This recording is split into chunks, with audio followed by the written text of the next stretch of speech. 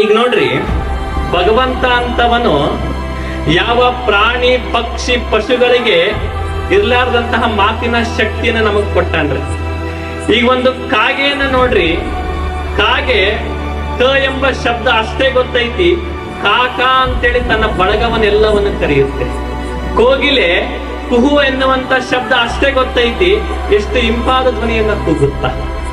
ಒಂದು ಮನೆಯಾಗಿರ್ತಕ್ಕಂಥ ಸಣ್ಣ ಕರು ನೋಡ್ರಿ, ಸಣ್ಣ ಕರು ಅಂಬಾ ಅಂತೇಳಿ ಕರೆದ ತಕ್ಷಣ ತಾಯಿ ಆಕಳು ಹಗ್ಗ ಹರ್ಕೊಂಡ್ ಆ ಆಕಳು ಮುಂದೆ ನಿಂದಿರುತ್ತೆ. ಬಾಯಲ್ಲಿ ಇರದೇ ಇರುವಂತ ಮೂಕ ಪ್ರಾಣಿಗಳು ಒಂದು ಎರಡು ಪದ ಅಷ್ಟೇ ಗೊತ್ತಿದ್ರು ಕೂಡ ಎಷ್ಟು ಚಂದ ಜೀವನ ಸಾಗ್ಸಾಕತ್ತಾರ.